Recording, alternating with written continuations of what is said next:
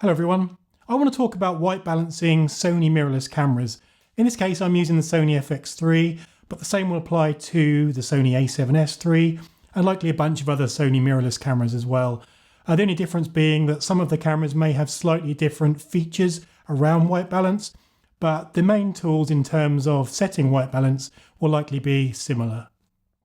In order to demonstrate white balancing, I've set up a shot with a color checker and a couple of bicolor lights. I've got my Aperture 300X as a key light with a 60X shining on the wall behind that. The nice thing about these lights is that I can set the color temperature of both lights either at the same time or independently. On the right of the screen here I'm going to show you the current setting of my lights so that you can keep track of the actual color being used in the scene. On the FX3 I access the white balance settings by pressing the white balance button on the top of the camera. This can also be done via the function or main menu if you prefer to use those. To begin with, I'll quickly cover the information shown on this initial screen. On the left we've got the white balance modes and we're currently in auto white balance. And on the right you can also see we've got A to B and G to M, which are both marked with a 0. A to B is showing any amber to blue corrections, with the G to M showing green to magenta corrections. And we'll go more into these settings later. Both lights are currently at 5600 Kelvin, which is a typical daylight colour. So I'll switch them to 3200 Kelvin now, which matches tungsten lighting, and you'll see the shot immediately looks very amber or warm. Over the next few seconds you'll see the camera starts to adjust to this change in colour temperature, and it normally takes around 15 to 18 seconds to automatically correct the white balance when going from daylight to tungsten. Throughout this video I will speed up this process, but I'll give a prompt on screen whenever that's happening. If I press right on the control wheel, you'll see this colour grid appears, and this allows us to further adjust the automatic white balance results. It's important to note here that any changes you make are stored by the camera and will apply to automatic white balancing until you set it back to 0. If I move the marker up towards the green, you'll see that the resulting image gets greener, and the G to M value is now showing as a 4.75 shift to green. Any setting here will apply to the automatic white balance. To show that, I'll move the marker down to a full magenta shift of 7 and then change the lights back to 5600. You can see that even though the camera is adjusting for the colour temperature change, it's still continuing to apply the magenta shift. And when I remove the shift, you'll see that the camera has actually corrected the white balance. If you'd like to make the result warmer or cooler whilst using auto white balance, you can also do that by shifting this between the blue and amber settings in the same way. For example, if I set an amber shift of 4.5 here, the image looks warmer as a result. And then if I change my lights back to 3200, the camera will continue to apply this shift as it adjusts the white balance. With that done, I'll remove the shift and you can see that the camera has adjusted to the 3200 Kelvin lighting.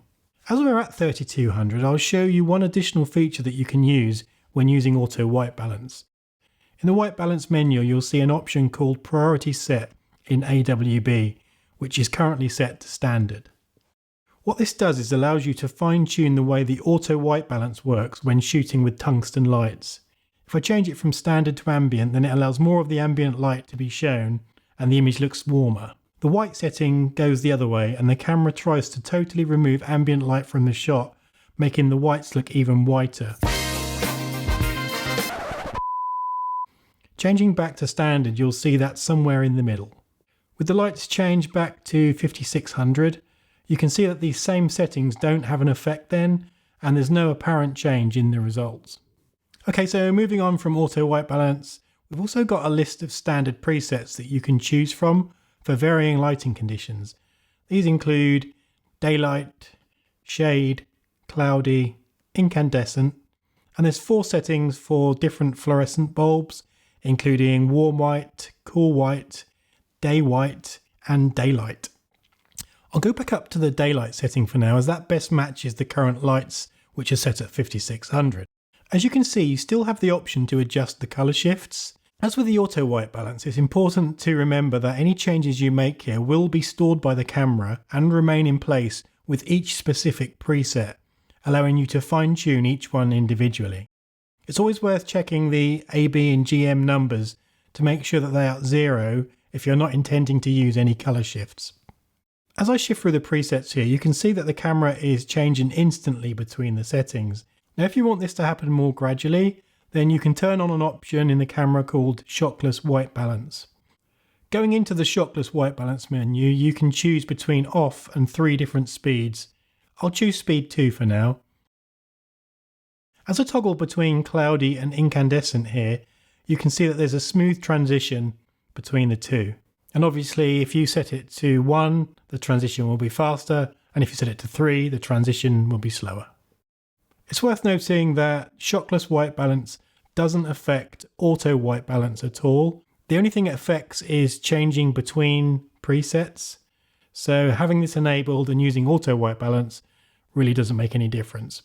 Moving on down the list, we come to underwater auto. To me, this seems to work much like the other auto white balance, but I'm assuming it's somehow optimized for the different color temperatures that you're likely to face if shooting underwater. Next down, we have the color temp / filter setting. If I'm shooting an event or working outside, I'll often use this setting more than the presets, as it allows you to dial in the specific color temperature based on what you're seeing on the screen. It's also useful for dialing in specific lighting temperatures of lights if you know what color light they're producing. And as with the other presets, you can also shift the colors as required too. Okay, and the last modes we need to look at are the 3 custom settings. These are what I use the most, as they allow you to accurately white balance your camera to a specific location or environment.